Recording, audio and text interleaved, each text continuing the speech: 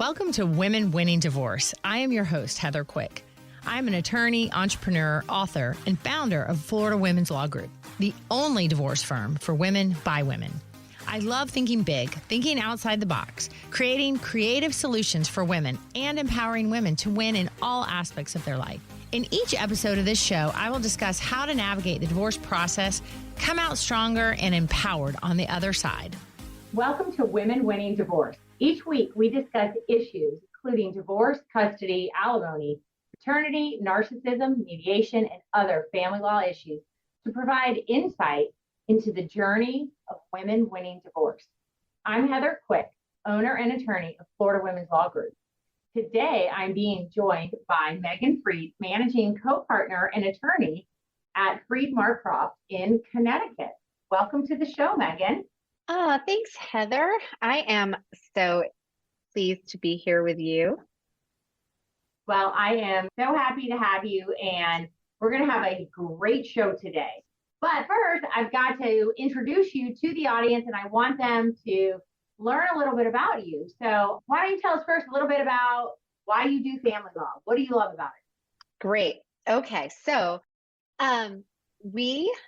Kristen Marcroft and I opened Freed Marcroft back in 2012, and we had more of a general civil practice. And as we continued to do that, what we both realized for different reasons, she has her reasons and I have mine, but they work really well together. We really found that what most excited us every day was working with clients in divorce and family law. And one of the reasons for that, for both of us, is getting to participate in someone's transformation from the position that they were in when they arrived to us to seeing what they become through the divorce process, and really even more than that, after what their lives become. One of the things we say is that the divorce itself can really unlock people and let them live a life that they may not have even previously thought of, but what's really the life that they are truly called to be living. Well, that is wonderful and inspiring. And I find it so true. I think that those of us who really do love family law, it's because of what we see that people are able to overcome and transition to. Right. That's inspiring. More than just being a family law lawyer, because you have done advanced training in mediation and collaborative law. Yes. So that's really interesting. So mediation and collaborative law are the two, at least where we practice in Connecticut, the most common forms of alternative dispute resolution, or ADR. So as Heather well knows, that's the difference between letting a judge decide things in your case or really setting out intentionally to make sure that your divorce stays out of court.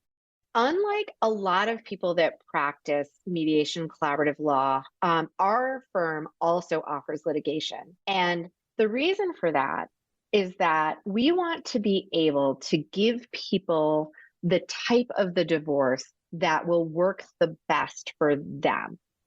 So for collaboration or for mediation, a lot of times if you decide to opt out of litigation entirely, what that means is that both people have to agree to opt out.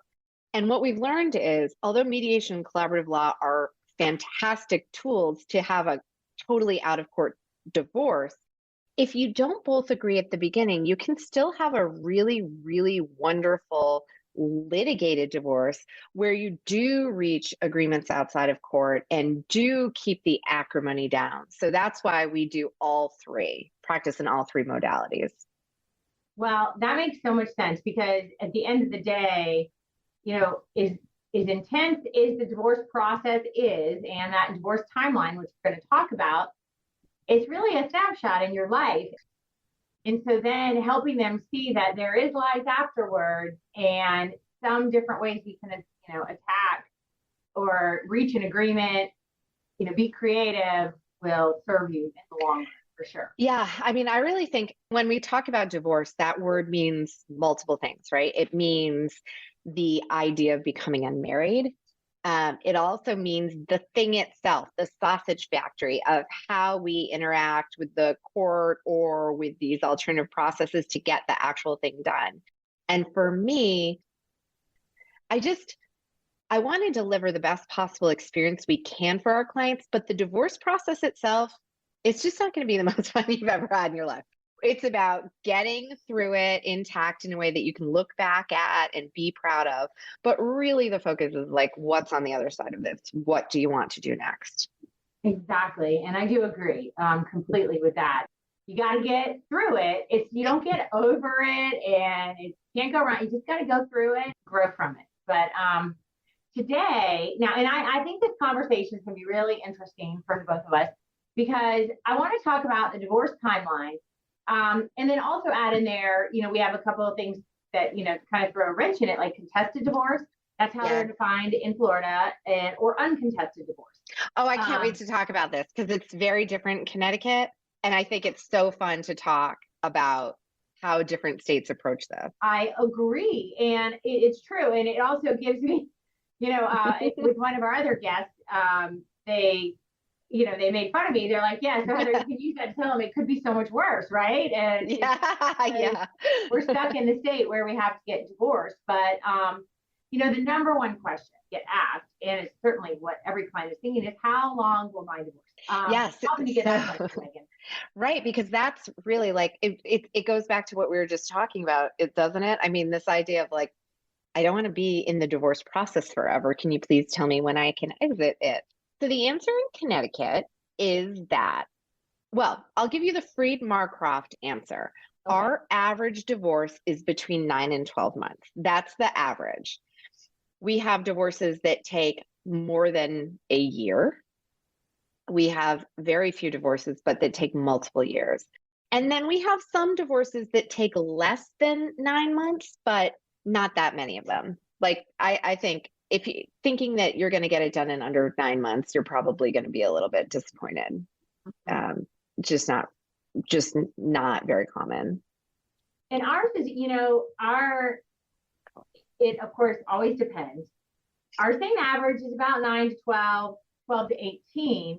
Mm-hmm. Say average for us, that's the average divorce that probably ends either in mediation or a trial because mediation is required. So, right, which we don't have. Yeah, so we're not like offering you a special, you want to try this? No, you have to do it. Right.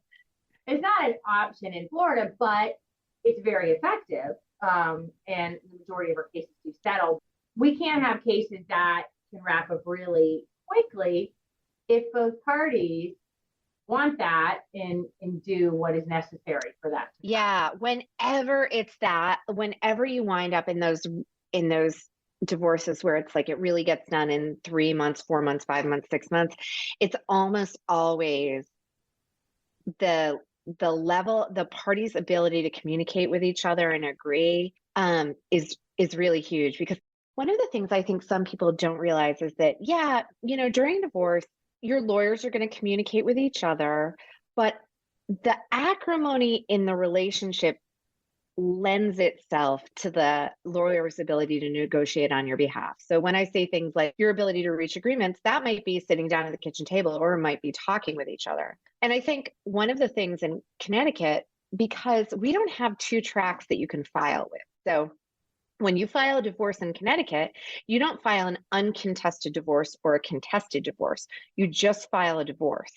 So at the beginning, there's a little bit of a dance that happens where we try to figure out, how is this going to resolve itself? Are we going to be able to reach agreements early, or is it going to take a while and things have to be more formal before we can really start to negotiate? But like a mediated divorce, that in Connecticut, if you decide to stay out of court and the two of you work with a mediator, as opposed to use mediation down the line as a tool to resolve your case, if you decide to focus and have mediation be your process, those are cases that are more likely generally to resolve more quickly because the parties are committed to talking to each other and reaching resolutions outside of court.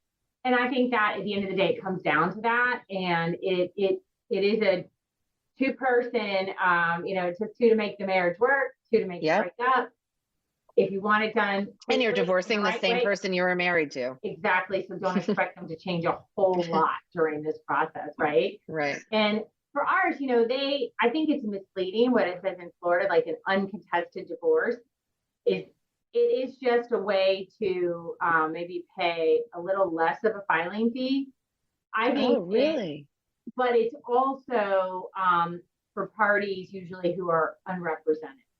Got And it. then because they fill out all this paperwork, Florida has a lot of forms online and available to folks, which can be deceiving as if Mhm. that simple, but that would be filed in that way with their agreement.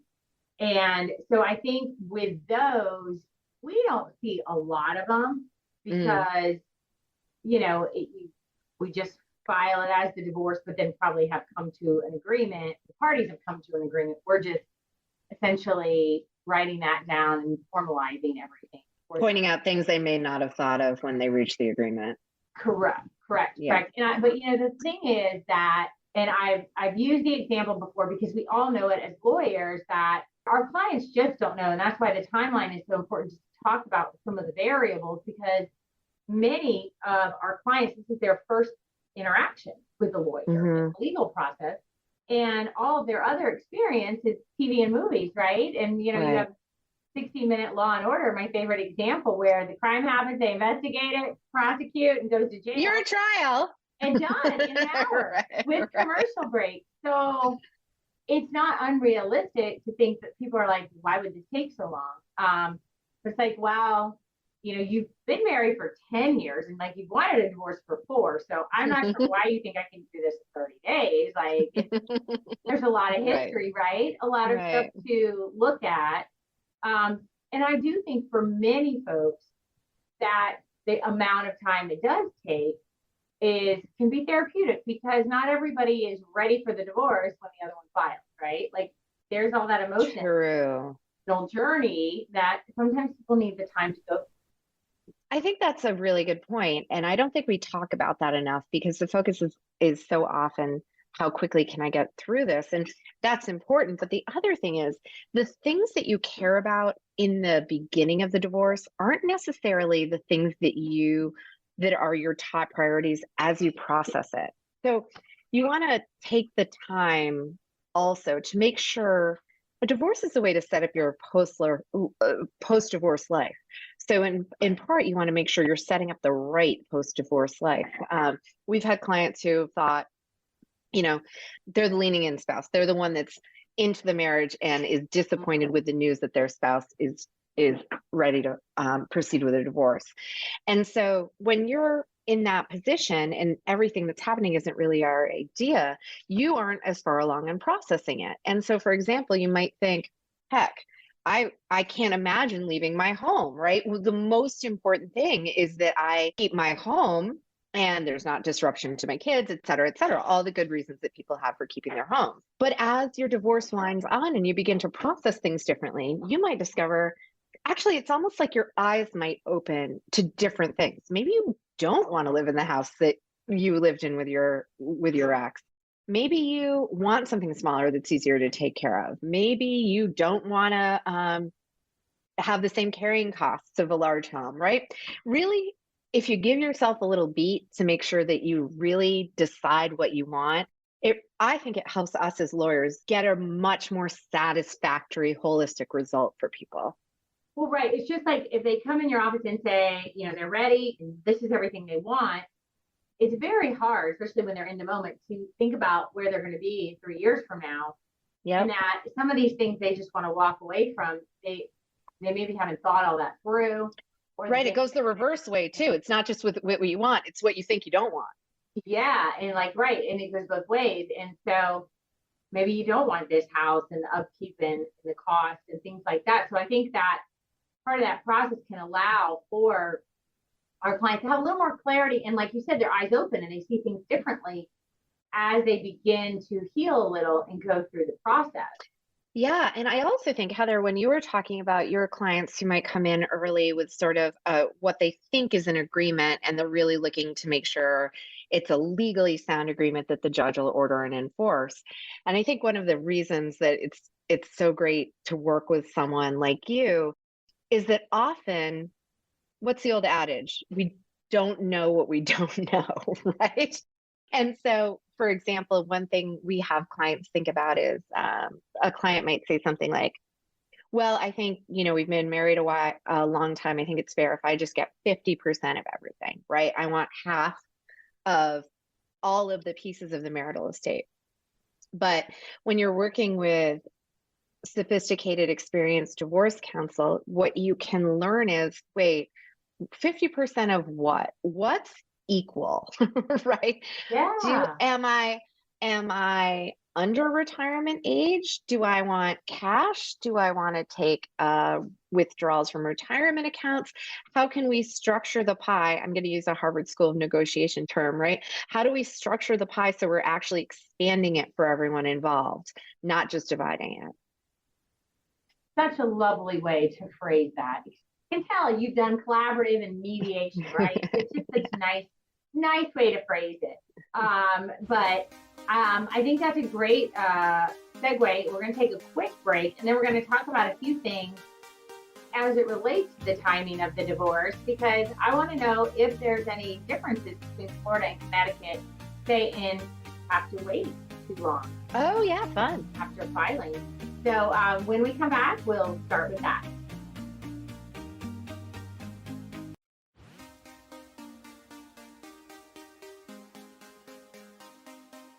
Welcome back, Meghan. And for those of you listening earlier, Meghan and I were discussing the timeline for a divorce, and really a lot of things that go into that that makes it seem so long. Because for the lawyers, we're like, oh, 9 to 12 months, piece of cake. And for the individuals going through it, and for maybe women listening today, they're thinking, what? That's a whole year of school. It is. It seems so long. However, through that process, a lot happens that has to happen most often. But I had a couple questions for you. One, is there any waiting period or period of separation that's required when you're in Connecticut? Yeah, so we have a statute that requires a 90-day wait. And when that starts running is a little bit weird calculation that we do for clients. It's not a clear date, but it winds up being 100 or 110 days from when you file. But we liberalized our divorce statutes back a few years ago. And so now what parties can do is waive the statutory requirement for that 90-day wait. So basically what you do is file a petition with the court asking the court to waive the 90-day requirement, which in most cases the court is very willing to do. So it's a rule, but you can ask that the rule not apply to you. Like we just talked about, though, most divorces do take longer than 90 days. So sometimes you don't even have to ask for a waiting period to be waived. But say, for example, that you do a mediation or a collaborative divorce. And in those cases, a lot of times we negotiate and we reach an agreement, and that agreement gets drafted and reviewed and signed by both of the spouses. We will never have filed the divorce. We'll just go ahead and file that agreement with the complaint that formally starts the divorce and that motion asking the court to waive the 90 days. And so that's kind of how it comes into play the most, is in those situations. But in terms of a required period of legal separation, no, we don't have that in Connecticut. In fact, we have clients, obviously they're clients who get along well, but yeah, we have clients who stay living in the same house throughout the divorce, and some of them even continue to for a period of time after the divorce. There's no, the law doesn't force you to live separately prior to divorce. And we don't, it's similar in Florida, except there's no statute as far as And so really, if we would have to have everything, right? Because you can't just button up that quickly. Yeah. But if you did, you could, very, very big if. I don't want anybody here listening to be like, oh, okay, yeah, I want to get this wrapped up in a month. It's possible, but it's not the norm. And even when, everybody's agreed to things and, we're ready to sign, it's usually going to take, at least 45 days to make sure we have everything done. Yeah. And I think one of the things that is it when we're married to someone, most of us have a joint checking account, or at least we have a sense of what the other person earns or has in terms of assets and things like that. And I think at first blush, people think, well, I kind of know everything I need to know in order to decide how we should resolve this and which tends to suggest the divorce can go quickly. But the reality is that many, many, many people there are things that they don't really know much about, like how their stock options work, or the difference between retirement assets versus cash assets, or heck, like how to handle the home, which serves as this repository of everything we're trying to deal with in a divorce. It has emotional components. It has debt on it. If there's a mortgage, it has equity in it, and it's illiquid, right? So it's difficult to deal with. So there are things that you will want to learn more about as you're making decisions that may make sense to like not have your first priority being having everything done absolutely as soon as possible.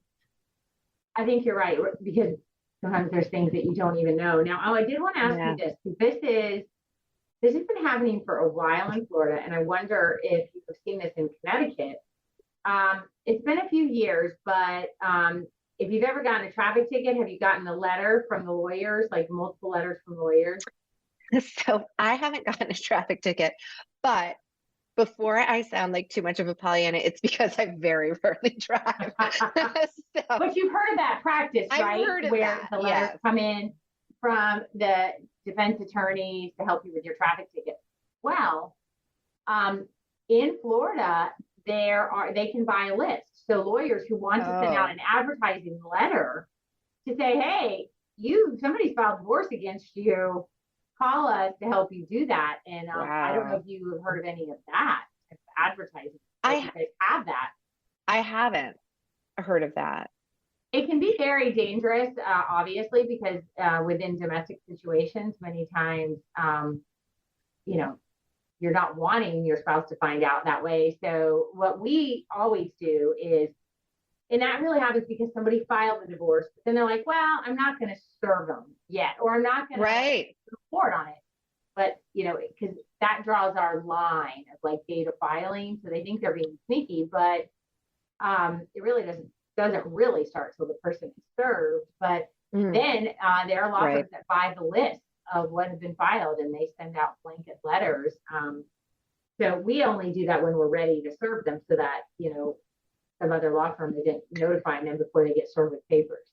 Yeah, that's actually what I was thinking about when you mentioned that, because there are times where like we wish we could send people things in the mail, but we wind up doing it via email or something like that. Because even if something as simple as, sometimes there's a book we think a client would really enjoy or benefit from, and we always say, is it okay to send you a physical copy, or would you rather that there's a way to like let them to send it to someone's Kindle or whatever?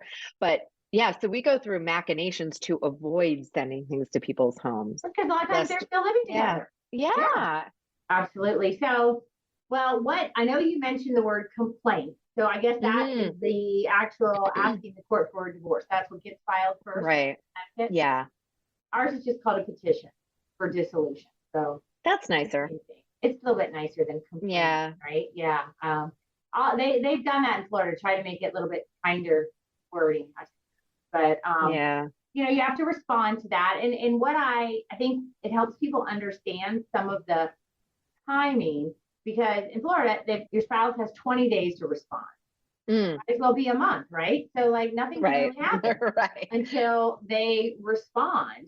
And then you have things, we have what's called mandatory disclosure. So there's a lot of things you just have to provide with your taxes, your bank statement, an open book, provide what you've got. You have 45 days to provide that. And then every time you ask for something, somebody gets 30 days before you know it, like 6 months gone by. Tell me about it. It's so funny. So we used to have, for our mandatory disclosures, so there's a financial affidavit that's required even sooner. But basically, as soon as one side asks for the mandatory disclosures in production, it's reciprocal. So the other side is under the same timeline. And it used to be 30 days, but there were so many continuances that they just changed it to 60. We don't, but still. And this is so frustrating for clients. I was just thinking about this morning, actually, because one of the things that you see happen is when you have the diligent spouse who's like, follows the rules, goes and gets the tax returns. It can be so frustrating that their spouse doesn't do their piece of it. And the court doesn't really takes a long time for the court to get actually mad and hold someone accountable or have any real like repercussions. And one of the things we always say to clients is, first of all, it's one of those things that you both have access to. What really matters is that we have the tax return, right? That's what matters, Right. not who gave it to us. Let's get through this thing. What you really want is to be not married, right? But there are other kinds of documents that our person might not have access to. Let's use the example I used before, like someone else's, their spouse's stock options and how that works at their company, information about that. I mean, we're really dependent on the other side, and we're waiting for court dates where we can bring it to the court's attention. Even though you file motions, and I'm not sure this is the same in Florida as it is in Connecticut, but we file motions, but they don't necessarily get dealt with by the court until there's a court date where something else is happening. So really, it can be frustrating to deal with the reality of the fact that your divorce is like in court like any other lawsuit, and it's designed for efficiency across every litigant, not in your case. It stinks.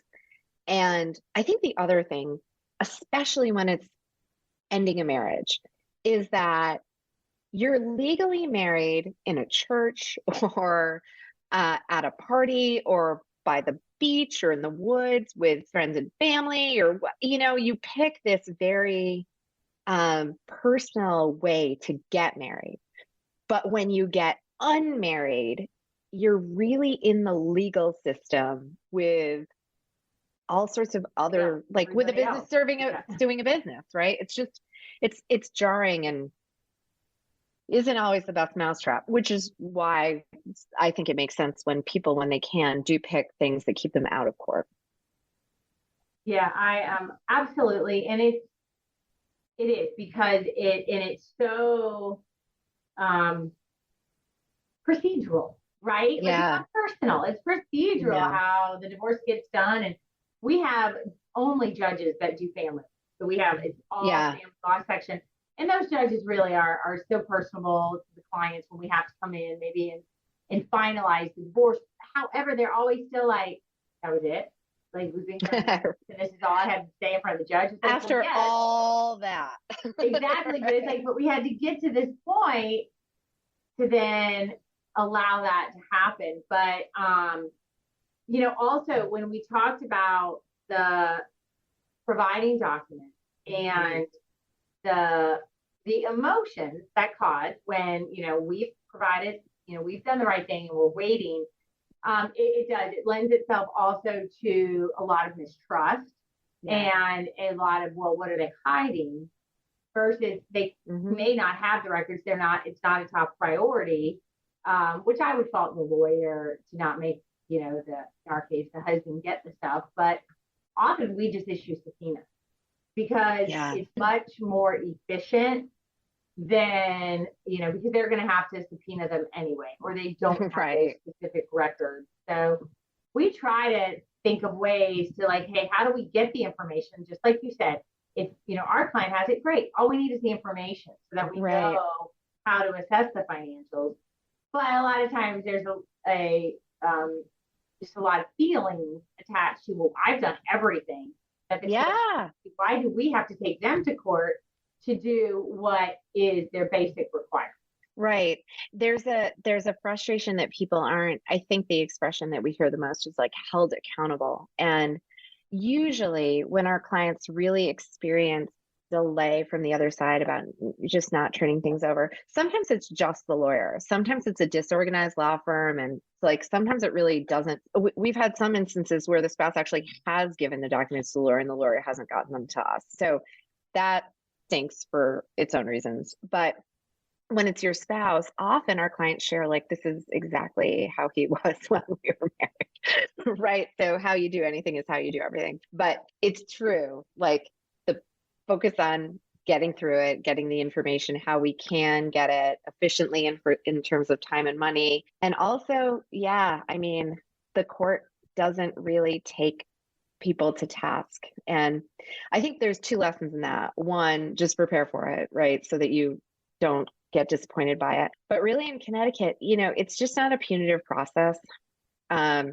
So the best thing that you can do is keep yourself focused on what comes after the divorce and not get wound up in the tit for tat minutia of the process of the divorce itself, because stuff will drive you crazy. You've got more important things to think about. Well, that is such good advice, because sometimes we get caught up, not surprising.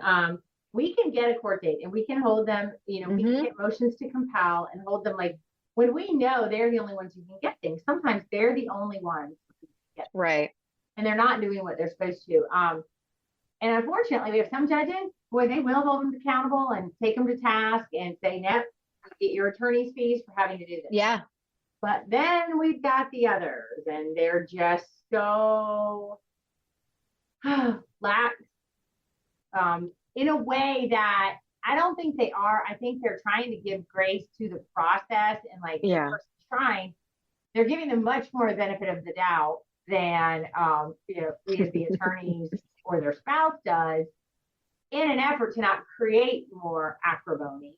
right. But it's hard. I think the accountability, the word there is a feeling that I know I've heard expressed so many times. Our clients feel like, why aren't they being held accountable to do the same things that I've done? We have to do a financial affidavit as well. And we redo it a lot, because it is the crux of an alimony case. And here in Florida, especially if you're seeking alimony, we're going to make sure that thing is buttoned up, it is correct, and when it needs to be updated, we do it.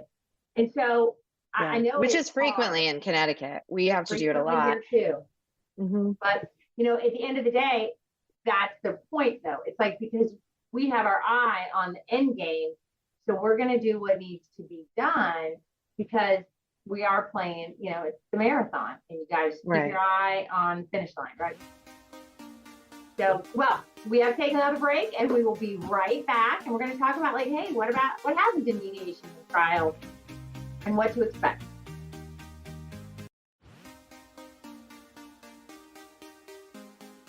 All right, we are going to talk now about mediation, trial, and expectations, because for the listeners, we've been talking about, how the process goes, the timelines, and some things that maybe are frustrating about that process for our clients.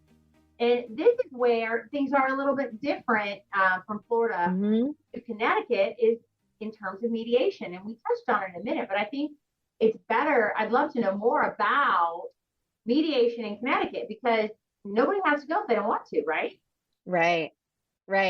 There's a quasi mediation. It's new. We actually had some of our court processes changed on the heels of COVID. It was coming anyway, but the Connecticut judicial branch kind of fast tracked it to help us, because some of it helped the issues that we had with not being able to go to court physically. Right. So there is court staff that is available, and they've been available upon request. But now what's happening is courts are automatically getting scheduled for a new process, it's like, I think it's not properly called a hearing, because there's no judge. I would call it like a meeting with the court, with folks we have called family relations officers. They're often trained social workers designed to help resolve things. So cases do get scheduled for an early resolution plan date. That's what that date's called.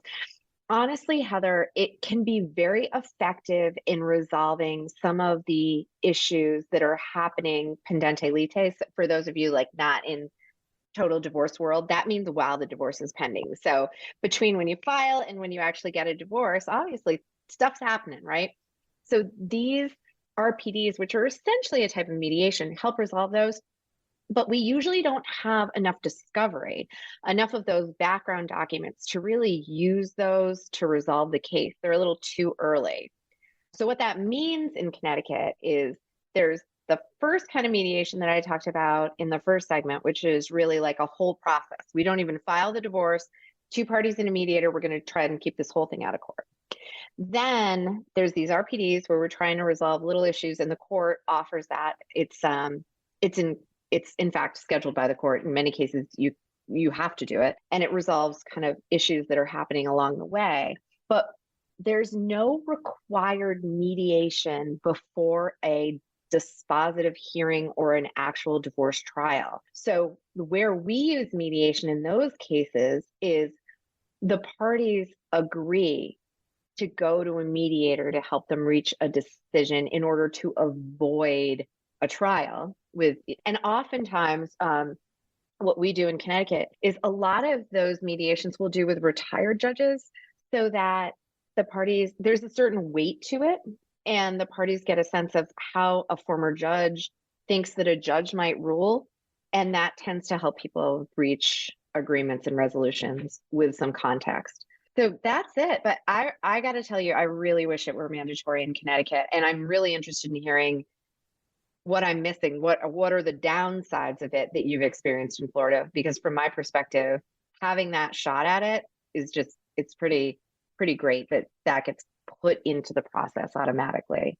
And it really benefits, the client. At the end of the day, it does. And even if that, we represent women only. So I always say, right. If the husband is being completely unreasonable and won't agree to anything, there's a lot, it's quite therapeutic in many ways, because a lot of clients in general, and people, they just like, I can't wait till the judge hears this, and I can't wait till I tell the judge this, and having to educate and help them understand that's not going to make a difference in how they divide the assets, right? And that really is going to carry less weight than you think, but it'll feel good to say it. So they have that opportunity in mediation to tell the mediator why they don't want to agree to this and why they don't like this, or how much they dislike their spouse, how sad they are.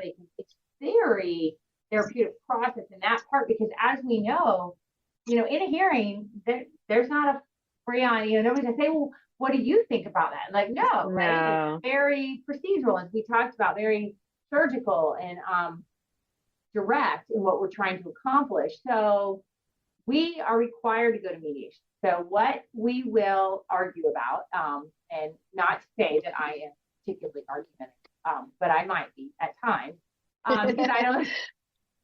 And what we do, we really like mediation because it's going to be a very long day. Usually, sometimes we schedule full day. Full day. The longest I ever had was 17 hours. It was like 1 a.m. And we really only resolve half the case in that time. But you have a very expensive day because the mediator's getting paid by the hour and both lawyers are. So our approach is always, one, we're very prepared, as prepared as you would be for trial, and we want it to settle. If there's a shot that it will settle, that's what we want. So we have lots of mediators, and that's all they do, mediation. That's great. And I can call one, there are a couple today, if I called, they're not booking again till June. They're that So you do have to think a little bit ahead of time, but you want one, you have your client in mind, and whether it's not going to matter who it is, they know what we need to do, or they might need a softer touch, they might need a harder touch. Then, by the time we're picking the mediator, we obviously know opposing counsel. Right. And, to have a good idea of who the husband is. So then that also plays a really important part. Like, we need a mediator, like our client, they know where best day, worst day is. We're going to get there. We need somebody who will be strong and effective on that side. So sometimes it does come down to who can we agree to on those issues. And, additionally, many times once mediation is set, then the court signs the order. So if you don't have all of the financial, you have to have your ducks in a row. Exactly, because the court's not going to continue it, and your client doesn't really want to, but then they don't want to go and say we don't have information. So you strategically really need to know. Sometimes you can schedule mediation too early. People aren't ready to settle. They don't have enough information. They're not at that place of acceptance, really, on that whole what this is happening. And sometimes I've been in cases where we've mediated 2 or 3 times. And the third time with the same mediator? That depends. Sometimes yes. Because you're making Sometimes, progress, we you just need a ran out fresh of daylight. look. Maybe they didn't, maybe we're thinking somebody else might do better, right? Might Yeah. have more, might develop more rapport, might be able to move the parties closer together. So, those are certainly things that we look at. And so that's the only downside, is maybe if it was a little too early, the case really wasn't right to settle, people really didn't have a good sense of what there was. But overall, and at the end of the day, the other person's position, right? Right. Now, right. we'll book a whole day, but the court order states you have to be there a minimum of 2 to 4 hours. But I've had people that they knew, and you could tell they knew. Their client was like, "I'm out." It's like 3 hours, and Wow. like, how wasteful! Like, you had the opportunity, and I those know. cases are So end up wasteful. being really great because they were being so greedy and unreasonable. I think that's the only time it doesn't settle at mediation on either side. Being really greedy, really unreasonable, and it's not going to go well for you in court because you have no concept of what may be at risk and where you Right. might end up. And some people just don't.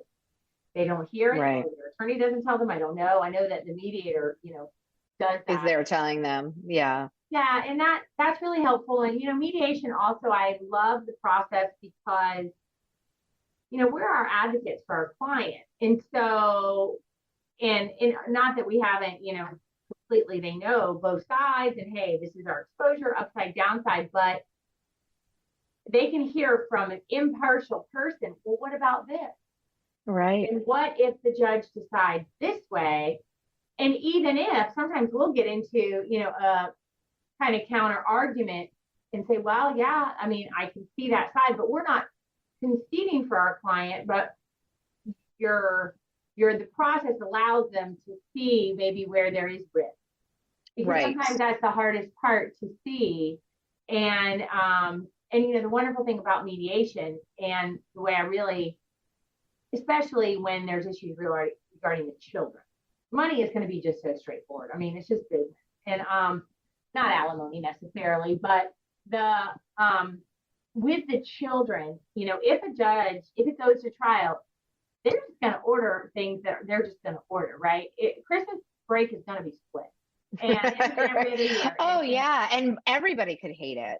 Exactly. And so sometimes it's like, well, if they'll agree you get every Christmas Eve because that's the big family dinner that means so much to you, understand you've got something in mediation that you can't get from a judge. Like, they're just not going to do it.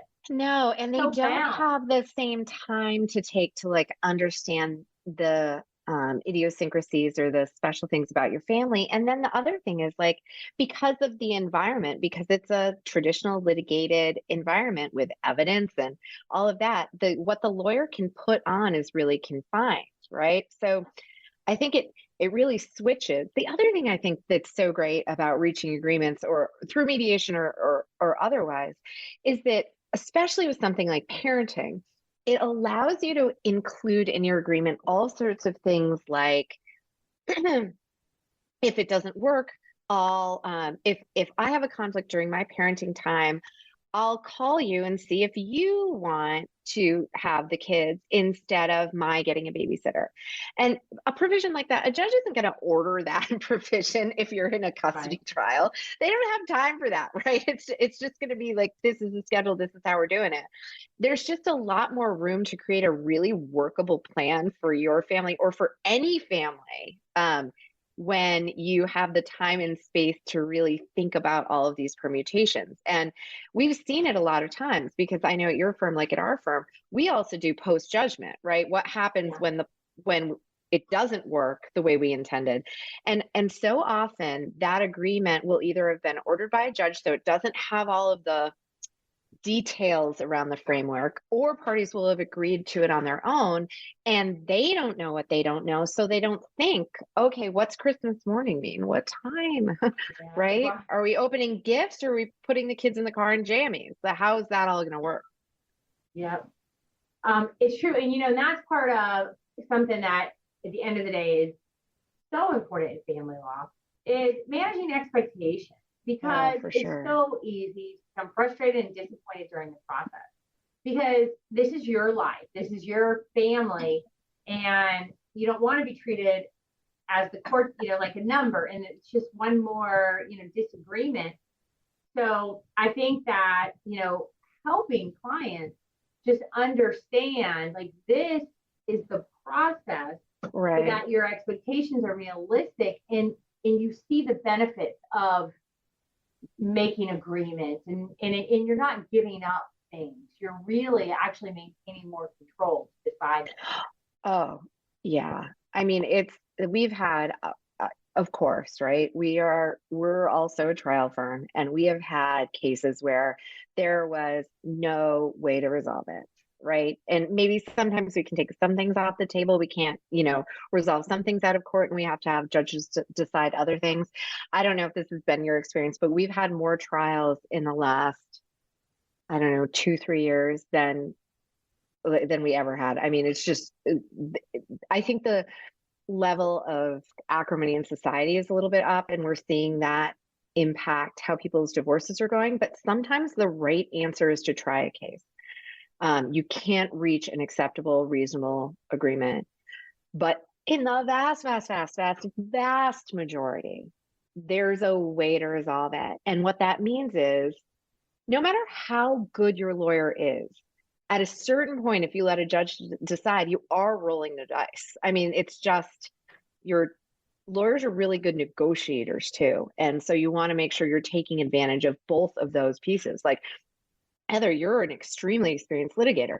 I'm guessing that you're an amazing advocate in a negotiation as well, not just because you know the litigation side, which is really important in my opinion, but also because you've done this and you understand that you really just want the best outcome for your client, and the odds of getting that by reaching agreements is just higher.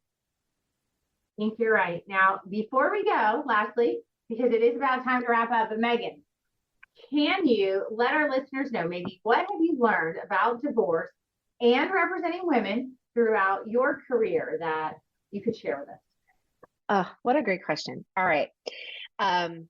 Don't mistake the downsides of divorce and miss the opportunity to make it the thing that lets your life totally transform.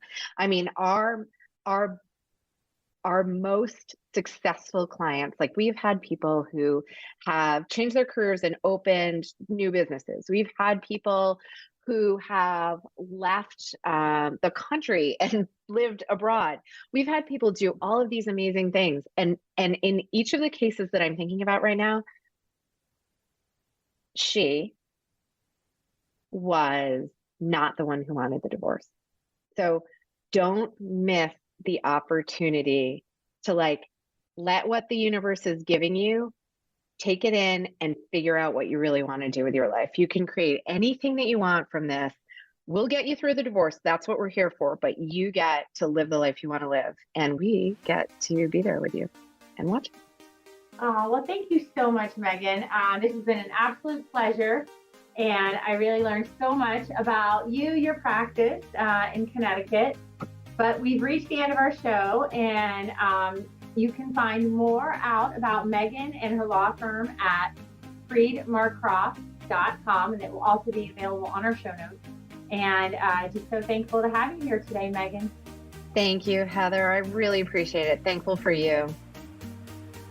Thank you for joining me for this episode of Women Winning Divorce. If you or someone you know is looking for answers regarding divorce, reach out to us at FloridaWomen'sLawGroup.com, and also join the conversation on social at Women Winning Divorce. Women Winning Divorce is the place for an elevated conversation on how women can thrive during times of adversity in order to live their best life.